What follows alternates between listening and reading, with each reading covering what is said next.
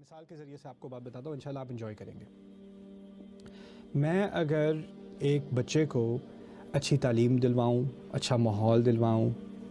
پیار سے پرورش کروں، اچھا ڈسپلن دوں، اچھا کھانے کو دوں، پینے کو دوں، ساری چیزوں کا اہتمام کیا ہوا ہے، انوائرمنٹ بھی اچھی ہے، کوئی برے انفلوئنسز نہیں ہیں، ہر طرح سے میں نے اس بچے کو ٹھیک طریقے سے پرورش کرنے کی کوشش کی ہے، اسے کہتے ہیں امبات یعنی میں نے جو اس کی انوائرمنٹ ہے، جو اس کا ماحول ہے، وہ میں نے بہترین تیار کر کے اس بچے کو تیار کیا ہے، اس کی پرورش کی ہے، اس کو امبات کہتے ہیں۔ لیکن کبھی کبھی ایسا ہوتا ہے کہ آپ کے ہاں ماحول بہترین ہو، ریسورسز بہترین ہوں، ماں باپ بہترین ہوں، کوششیں پوری طرح کی گئی ہوں، کسی چیز میں کوئی خامی نہ کی گئی ہو، لیکن اولاد پھر بھی بگڑی ہوئی نکلے، ایسا بھی ہو سکتا ہے۔ اس کی مثال قرآن میں بھی ہے۔ یعقوب علیہ السلام بہترین والد ہیں، بہترین ماحول ہے، نبی سے اچھا والد کون ہوگا، لیکن ان کی اولاد بگڑی ہوئی ہے۔ تو ہوتا کیا ہے کہ کبھی کبھار آپ کا اگر ماحول اچھا بھی ہو تو اس کا مطلب یہ نہیں ہے کہ جو پرورش ہو رہی ہے اس کی گارنٹی ہے کہ وہ بھی اچھی نکلے۔ لیکن دوسری، کیونکہ اس میں ایک اور ایلیمنٹ بھی ہے، انسان کے اندر ایک اپنا فیصلہ کرنے کی اللہ تعالیٰ نے قدرت ڈالی ہے، ایک صلاحیت ڈالی ہے،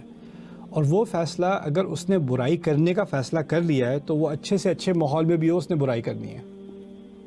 اور اس کا عکس بھی صحیح ہے، اگر وہ برے سے برے ماحول میں بھی ہو تو وہ اچھائی کر لے گا۔ رسول صلی اللہ علیہ وسلم یا ابراہیم علیہ السلام برے سے برے ماحول میں ہیں لیکن اچھائی پر کمیٹڈ ہے، صحابہ برے سے برے ماحول میں تھے لیکن وہ ایمان کی طرف آئے، سلمان الفارسی شرک کی دنیا میں تھے، اتنا لمبا سفر کر کے وہ ایمان کی طرف آئے۔ انسان کا ماحول اگر اس کے اندر اس نے اچھائی کی طرف کمٹمنٹ کر لی ہے نا، اپنے اندر سے اس کے اندر وہ اچھائی اس نے اس کو پکڑ کے رکھا ہوا ہے، تو اس کے ماحول سے فرق نہیں پڑے گا۔ مریم سلام علیہا کے بارے میں اب دیکھیں، ماحول جس ماحول میں ان کی پرورش ہوئی ہے اس ماحول میں باقی بنی اسرائیل بھی پل بڑھ رہے ہیں،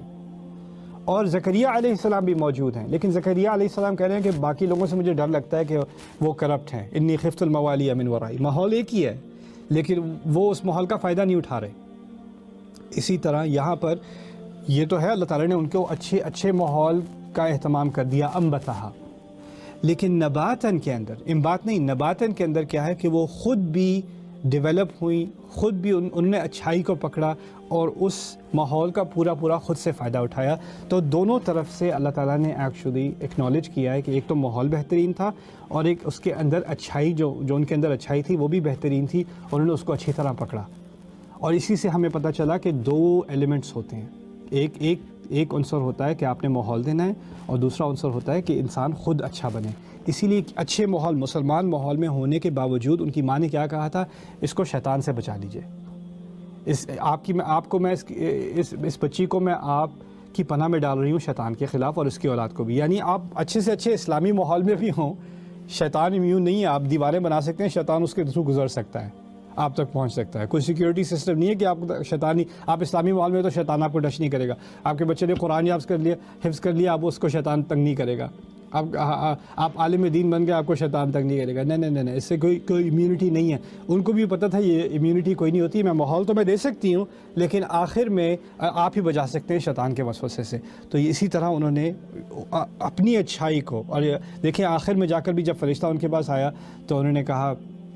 اعوذ بالرحمن منک ان کنت تقیا، وہ سمجھی کہ کوئی اور بری نیت سے آیا تو انہوں نے پھر اللہ تعالیٰ سے پناہ مانگی، یعنی ماں نے پناہ مانگی تھی، پناہ میں ڈالا تھا بچی کو، اور بچی جب بڑی ہوئی ہے تو اس نے فوراً پناہ بھی مانگی ہے قرآن میں، تو انہوں نے ایکچولی اس چیز کو کنٹینیو کیا ہے۔ تو اس سے اب میری امید ہے کہ ہمیں اپنی اولاد کے بارے میں، ان کے فیوچر کے بارے میں سوچنے کی صلاحیت ملے، کہ سوچنے کے بارے میں کچھ ملے کہ ہم نہ صرف ان کو اچھا ماحول دیں مگر ایسی کانورسیشنز ان کے ساتھ کریں، ایسی تربیت ان کی کریں کہ وہ خود سے ان کے اندر اچھائی کا عنصر جو ہے وہ ڈیولپ ہو، اور وہ خود سے وہ فیصلہ کرنے کی صلاحیت رکھتے ہوں کہ اگر وہ اچھے ماحول میں نہ بھی رہیں تو ان کی اچھائی نہ چلی جائے۔ اللہ تعالیٰ ہماری سب کی اولاد کو جو صلح دے، اچھے عمل کی توفیق دے، اور ان کا ایمان قوی کرے۔ بارک اللہ لی ولکم فی القرآن الحکیم ونفعنی وإیاکم بالآیات والذکر الحکیم۔